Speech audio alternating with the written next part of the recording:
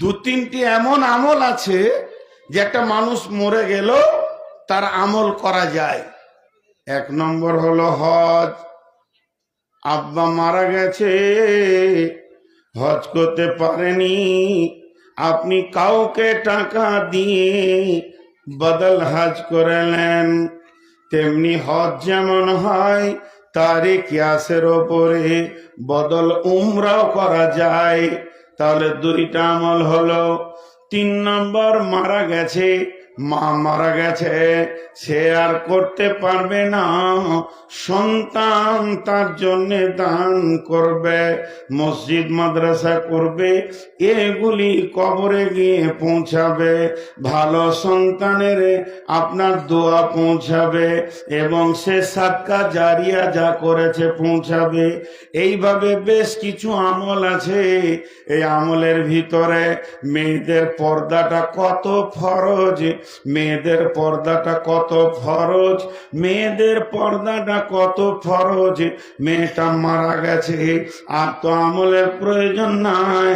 বলেন না, ওর জোহরের আজান হচ্ছে, ওকে আর নামাজ পড়তে হবে না, লাশ পড়ে আছে, বেলা 10টা 11টায় মরেছে, জোহরের আজান হচ্ছে, ওর জন্য আর নামাজের হাজিরি হবে না, আসরের নামাজে হাজিরি হবে না, 5টার সময় দাফন হবে, 2টা ওয়াক্ত পেরিয়ে গেল, বিছানায় শুয়ে মরে গেছে, আর আমলের দরকার নাই। কিন্তু একটা আমল কবর পর্যন্ত যাবে। ওই মৃত মেয়েকে ওদেরকে দেখানো যাবে না যাদের সঙ্গে ওর পর্দা। কবরে ঢোকানো পর্যন্ত পর্দাওয়ালাকে দেখানো যাবে না। দেখেন কত দূর গিয়ে পৌঁছালো। তো জীব প্রথম 2.5 বছর খুলছে না, খালি তোতলা তোতলা করছে। এই জীব যে খুলে গেল, আজরাইল এসে বন্ধ করবে। তো এই জীবের রিয়াকশন কত দূর গিয়েছে জানেন? আপনি ভাবছেন যে আঙ্গুলের মাথাতে ক্যান্সার হয়েছে, ডাক্তার যখন এক্সরে করে দেখছে তা বলছে পাঁজরে হাড় পর্যন্ত আর পোকা পৌঁছে গেছে, হাত কাটলেও বাঁচানো যাবে না। তো এই জীবের রিয়াকশন কত দূর গিয়েছে জানেন? জান্নাত পর্যন্ত। শুনেলেন কেমন? জান্নাত পর্যন্ত। আল্লাহ বলছেন, লা তাসমাউ ফিহা লাগওয়া ওয়ালা কিযাবা, লা তাসমাউ ফিহা লাগিয়া।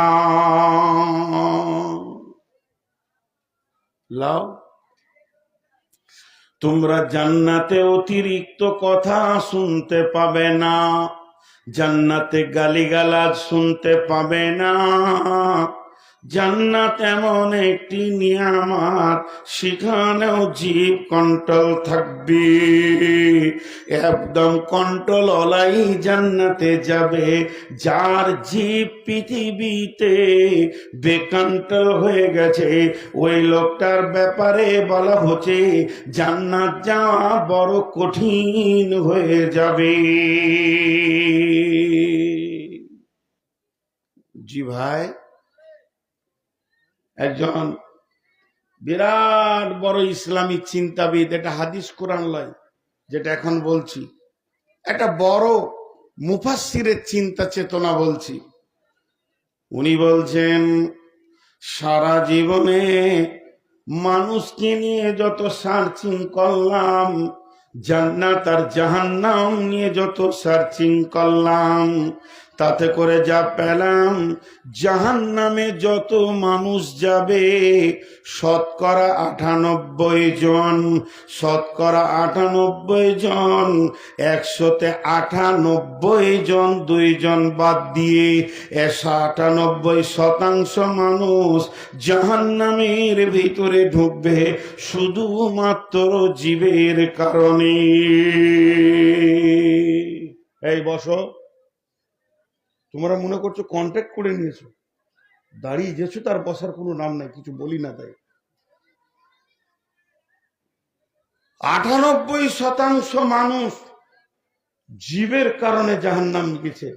এটা একটা ব্যক্তিগত মানুষের কথা বললাম, এটা কোরআন লয় আর হাদিস লয়। তারপরও একটা ইসলামী চিন্তাবিদের ধ্যান ধারণা, এগুলো একটু খেয়াল করি।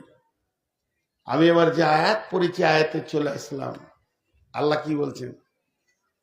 ইয়া আইয়ুহাল্লাযীনা আমানু জিতানিবু, ইয়া আইয়ুহাল্লাযীনা আমানু জিতানিবু, হে ঈমানদারেরা তোমরা বাঁচো।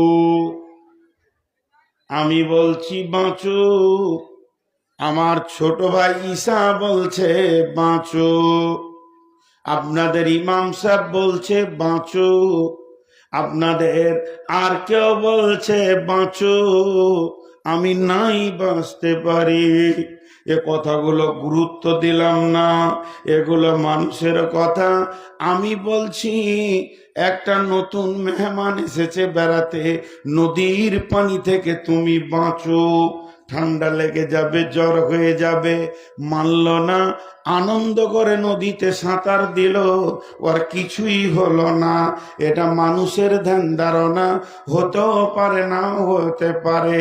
কিন্তু বন্ধুরে বাঁচো কে বলছেন? ব্যক্তিটা দেখেন, স্বয়ং রব বলছেন বাঁচো।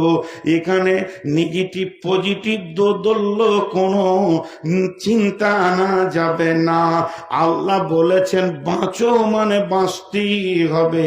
নিশ্চয় ওই জায়গাতে বড় ক্ষতি লুকানো রয়েছে, যে ক্ষতিটা আপনাকে আমাকে ধ্বংস করে দেবে, দিতে পারে।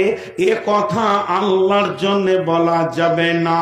তো আমার রব বলছেন ইজিতানিবু, হে ঈমানদারেরা তোমরা বাঁচো, কাসীরাম মিনাজ জান্নি, অনেক ধারণা থেকে।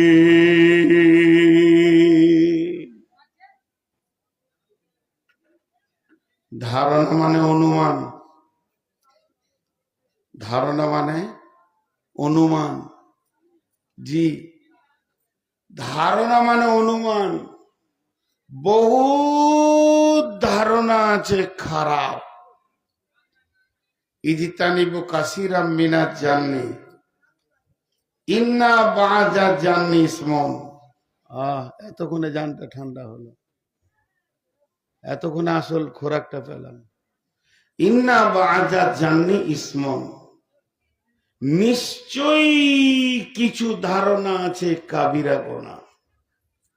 দেখেন, আপনি রাত্রি 12টায়, ভালো করে ধ্যান দেন, আপনি রাত্রি 12টায় মসজিদ আসছেন তাহাজ্জুদ পড়ার জন্যে, আর একটা যুবককে দেখলেন তার পেছনে একটা যুবতীকে নিয়ে মোটর সাইকেলে বেরিয়ে চলে গেল।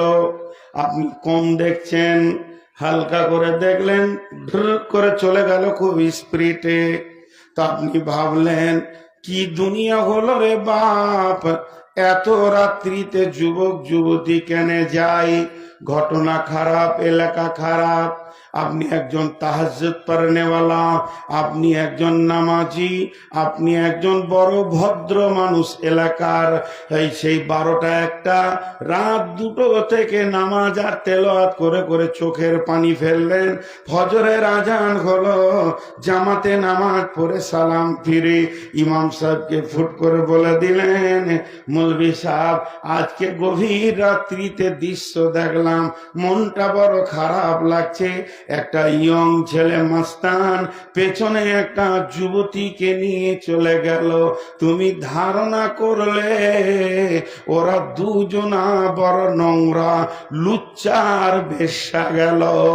কিন্তু আসলে ঘটনাটা কি? গভীর রাত্রিতে একটা মেয়ের অ্যাপেন্ডিসাইডের ব্যথা উঠেছে। মেয়েটা এইচএস পড়ে, এখনো বিয়ে হয়নি। তার ভাই তাড়াতাড়ি করেই তাকে হসপিটালে তাড়াতাড়ি নিয়ে গেল। ব্যথা সহ্য হচ্ছে না, কেন তুমি ধারণা করলে? আমার আল্লাহ বলছেন, এই ধারণা করাটা কে তোমাকে বলেছে? ধারণাটা তুমি করবি বা কেন? আমি তো ধারণা করতে বলিনি, পৃথিবীটা পরিচালনা করছি আমি। কাকে আযাব দেব, কাকে জান্নাত দেব, কাকে জাহান্নাম দেব, ব্যাপারটা আমার। তোমাকে তো বলিনি মসজিদ যেতে যেতে একটি কাজ দেখে ওটাকে ধারণা করে ইমাম সাহেবের সঙ্গে বসে যাও জীবত করতে। অতএব শুনে নাও, ধারণা একটা এমন নোংরা জিনিস, সে হচ্ছে একটা বিরাট গুনহার গোডাউনের চাবিকাঠি। যে লোকটা ধারণা করতে শুরু করে, তার দ্বারা পৃথিবীর সমস্ত পাপগুলো আসান হয়ে যায়। তো আমার আল্লাহ বলছেন, প্রথমেই তুমি ধারণা বন্ধ করে দাও।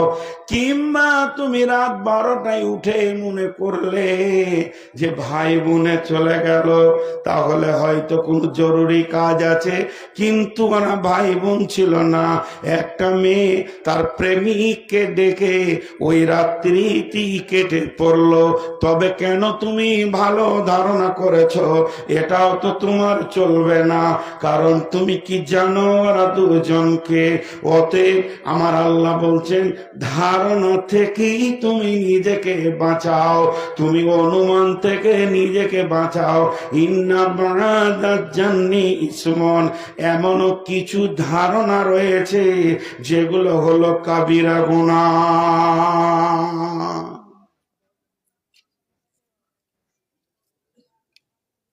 বুঝতে পারছেন?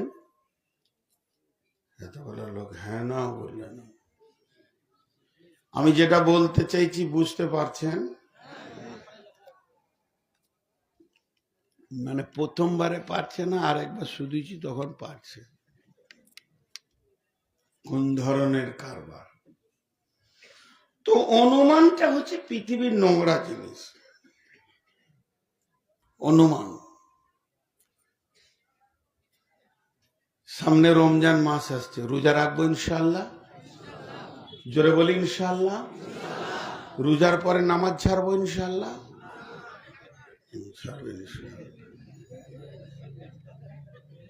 রোজার পরে নামাজ ছাড়বে। কে কে রোজা রাখবো না হাত তুলি।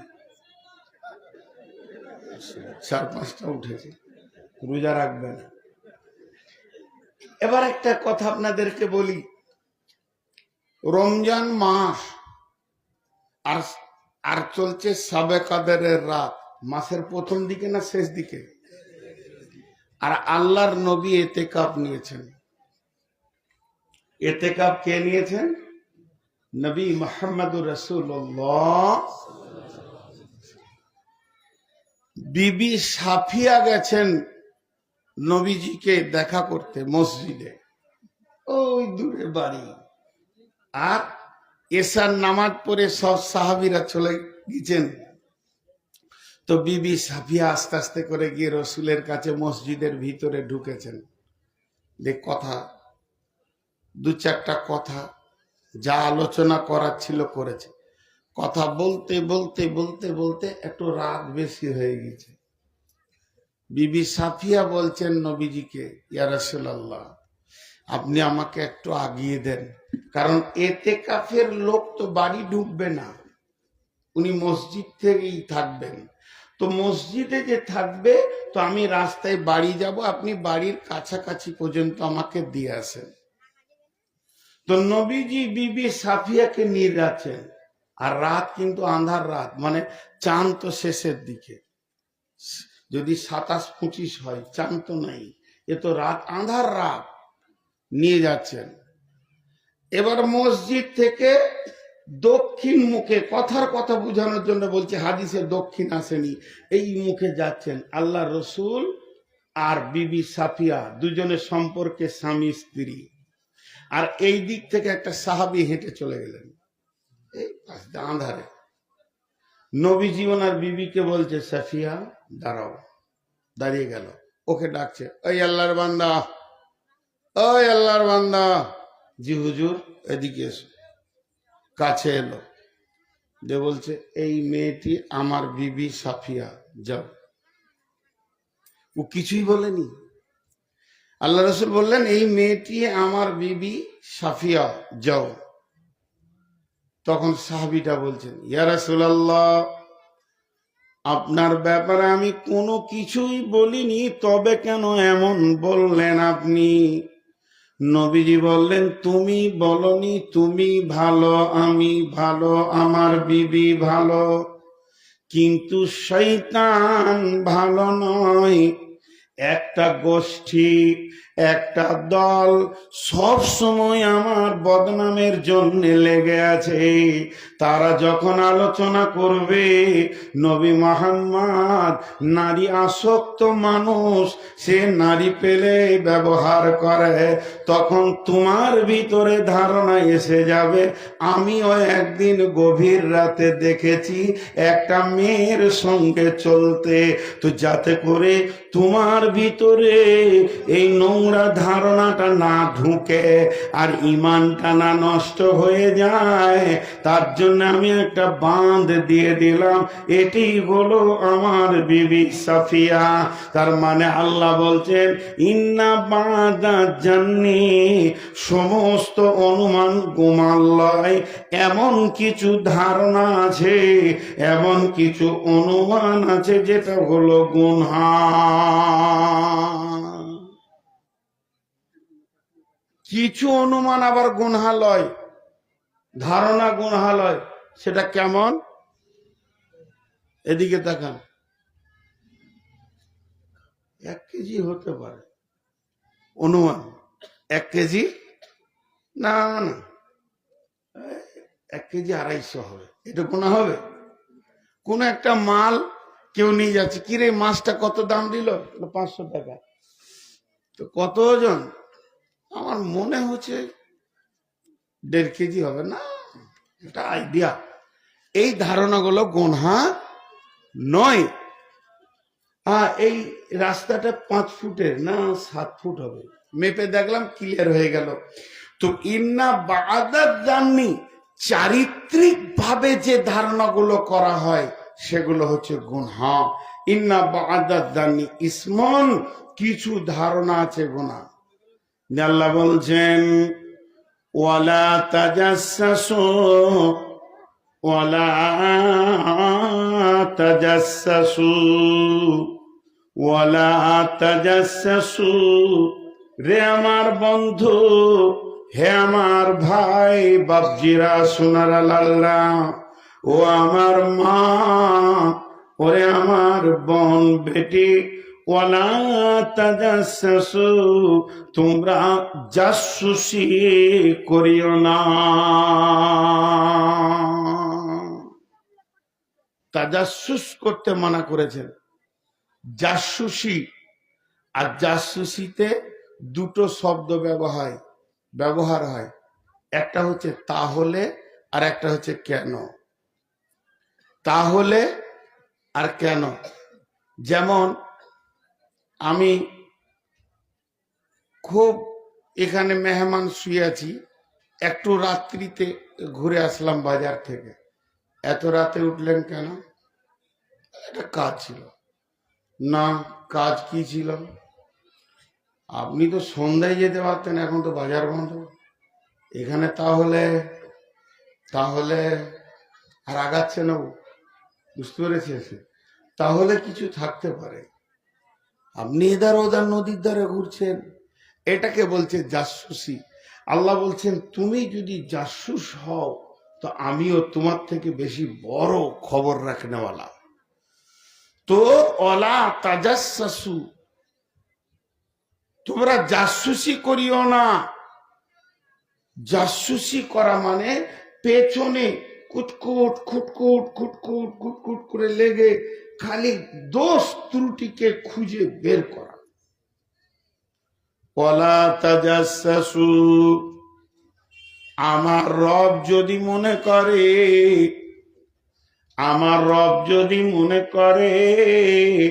তিলে তিলে হিসাব লিব, একটাও কেউ জান্নাত যেতে পারবে না। আল্লাহ তাবারাক ওয়া তাআলা বলেছেন, ইন্না ইলাইনা ইয়াবাহুম সুম্মা ইন্না আলাইনা হিসাবাহুম। আমার কাছে ফিরে আসতেই হবে, হিসাব দিতেই হবে। আল্লাহর কাছে আমরা দোয়া করে, আল্লাহুম্মা হাসিবনি হিসাবান ইয়াসীরা, এ আল্লাহ তুমি আমার হিসাবটাকে আসানের সঙ্গে লাও। কবি নজরুল আরো আসান করে দিয়েছে,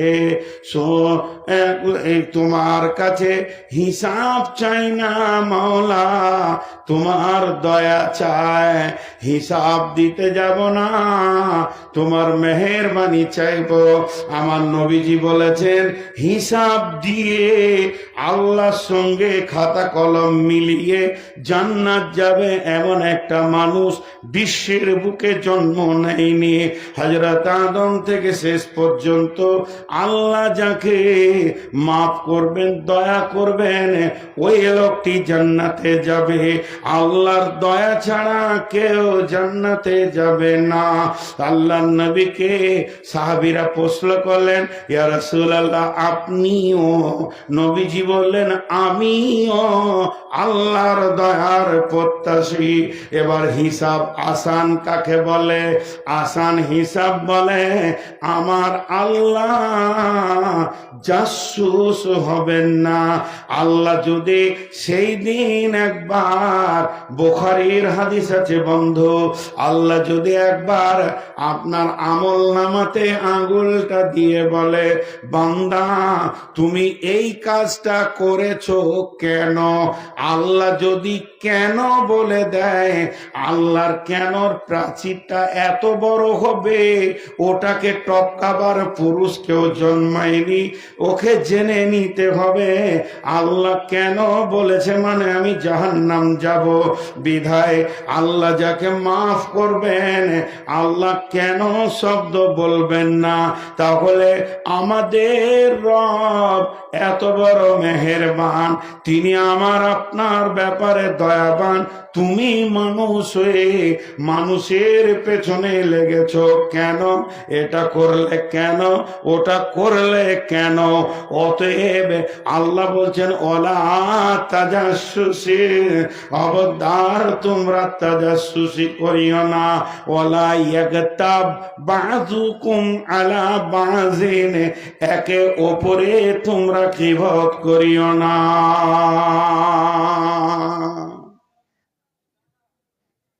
জি, একে অপরে গীবত করিও না। এখানে তিনটি কথা বলা হয়ে গেল, আপনারা খেয়াল করেছেন কিনা? নাম্বার 1 বলা হলো বাঁচো ধারণা থেকে। 2 নম্বর বলা হলো যে তাজাসসুসি করিও না মানুষের পেছনে, খুসখুস খুসখুস খুসখুস করে লেগে থেকো না। 3 নম্বর বলা হলো ওয়ালা ইয়াগতাব বাযুকুম বাযান, তোমরা একে অপরে গীবত করিও না, পেছনে পরনিন্দা পরচর্চা করিও না। আর ওই কাজগুলো কে করে? জীব। ওই কাজগুলো কে করে? জীব করে। অতএব গীবত করিও না, গীবত করিও না, গীবত করিও না, গীবত করিও না। কিন্তু আমাদের গীবত করা খুব, গোল করে বসে গেল। আল্লাহর নবী বলছেন, আল গীবাতু আসাদ্দু মিনাজ জিনা, আল গীবাতু আসাদ্দু মিনাজ জিনা, গীবত হলো জেনার থেকেও বড় কঠিন। গীবত কার থেকে কঠিন? জেনা ব্যভিচারের থেকেও কঠিন। এই জেনা ব্যভিচারের থেকে গীবত হলো কঠিন। তাহলে কেন কঠিন? জেনা কাকে বলে, তার ডেফিনেশন কি? জেনার ডেফিনেশন হালকা করে বলবো, ডিপলি বলবো না। যে মেয়েটা আমার জন্য হারাম, যার সঙ্গে আমার বৈবাহিক সম্পর্ক নাই, যাকে আমি মহারানা দিইনি, মেয়েদের জন্য যে পুরুষটা হারাম, যাকে সে বৈবাহিক সম্পর্কে আবদ্ধ করেনি, এই রকম একটা পুরুষ, এই রকম একটা নারী, দুইজন কোন নির্জন জায়গাকে বেছে নেবে, নারীর শরীরে কাপড় থাকবে না। কত বড় বেহায়া বেপনামো, পুরুষের শরীরেও কাপড় থাকবে না, কত বড় বেহায়া বেপনামো। দুইজন দুইজনের অঙ্গকে দেখবে, তারপরে তারা স্বামী স্ত্রীর মতো অবৈধ সম্পর্কে লিপ্ত হয়ে যাবে। স্বামী স্ত্রী বৈধ সম্পর্কে, এরা অবৈধ সম্পর্কে লিপ্ত হবে। এত বড় নোংরা কাজ, আর কাজটা যখন সমাপ্তি হয়ে যাবে, দুইজনের জন্য গোসল ফরজ হয়ে যাবে, নচেত এরা পাক হবে না। তাহলে কাজটা কত নোংরা কাজ, কত ডিপ কাজ, কত গভীর কাজ। কিন্তু গীবত করতে গেলে কাপড় খোলা লাগবে না। মেয়েটা যদি বোরখাও পরে থাকে, তারপরও গীবত করা যাবে। ছেলেটা ফুল পোশাকে আছে, কোন রকম কাপড় তাদের সরল না, বেহায়া বেপনামো হলো না, তারপরও তাদের গোসল ফরজ হবে না। গীবত এমন একটা জেনা এমন একটা জায়গায় করে, লুকিয়ে চুপিয়ে করে। গীবত সমাজের ভিতরে করা যাবে, চায়ের দোকানে গীবত, মসজিদের কাতারে নামাজ পড়ার পর বসে বসে গীবত চলবে। তারপরও বিশ্বনবী বলছেন, এই গীবতটা এত শক্ত গুনাহ, যেটা আপনার কিনা জেনার থেকেও বড়।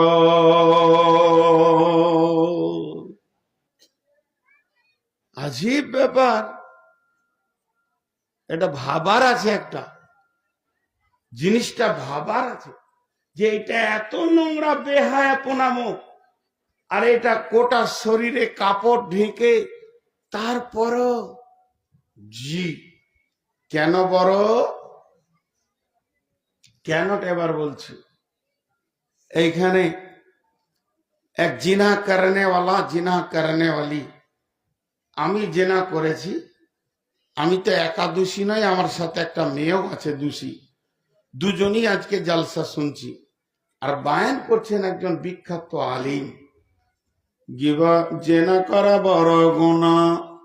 জেনা এমন একটি গুনাহ, এটা হাক্কুল ইবাদ নয়, হাক্কুল্লাহ। জেনার আদালত কিয়ামতের মাঠে হাক্কুল্লাতে হবে। কঠিন কিয়ামতের দিনে জেনাকারীর কঠিন শাস্তি হবে। জালসাটা সারা রাত শুনলাম, শোনার পরে আমি গভীর রাত্রিতে মসজিদে একা এসে ঠান্ডাতে উজু করে কঠিন করে আল্লাহর পা দুটি ধরে সাজদায় পড়ে পড়ে কাঁদতে শুরু করলাম।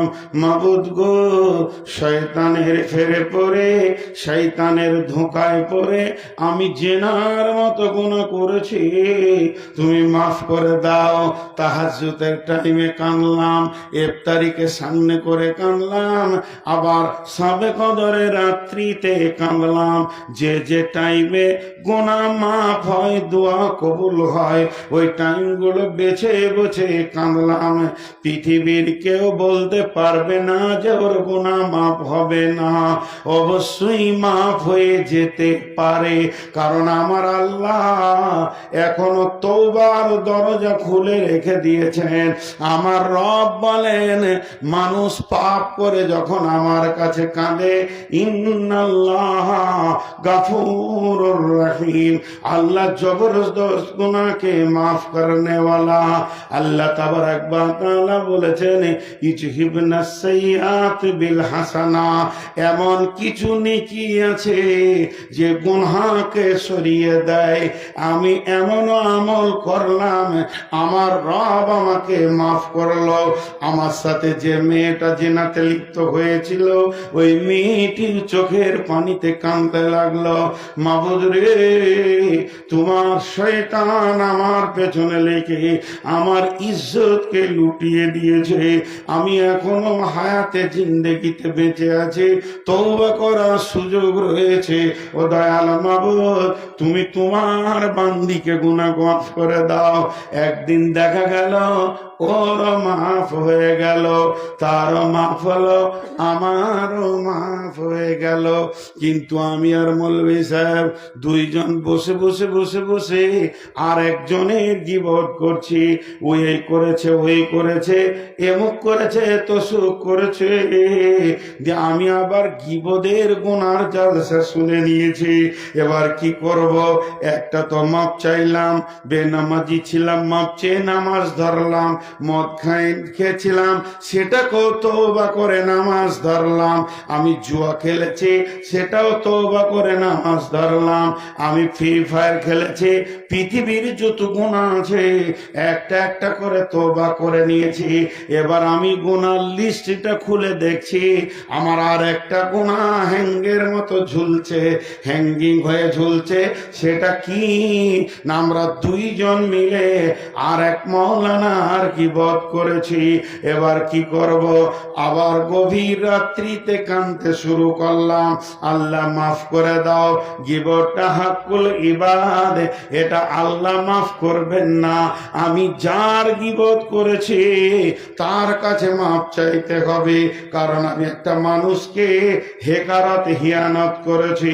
দেখা গেল ওই মওলানাকে সুযোগে পেয়ে গেলাম, হাতটা জড়িয়ে ধরে বললাম, বন্ধু ভাই, আমি শয়তানের ফেরে থাকতে পারিনি। আপনি যে অন্যায়টা করেছিলেন, অমুক মসজিদে থাকতে থাকতে একটা দুর্ঘটনা ঘটিয়ে দিয়েছিলেন, সেটা সত্য, কিন্তু আমি গীবত করে ফেলেছি, আমিও তো গুনাহগার হয়ে গেছি, আপনি আমাকে মাফ করে দেন। বলল, ভাই তুমি যখন হাত ধরেছো, আমাকেও তো আল্লাহর কাছে মাফ নিতে হবে। মানুষ মানুষকে মাফ করলে আল্লাহ তাকে মাফ করেন, বিধায় আমি তোমাকে মাফ করে দিলাম।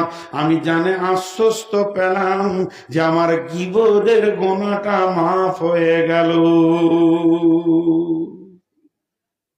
কিন্তু না, লাও, আবার নাটা কেন বলছি? কিন্তু না, নাটা কেন বলছি? মাফ হবে।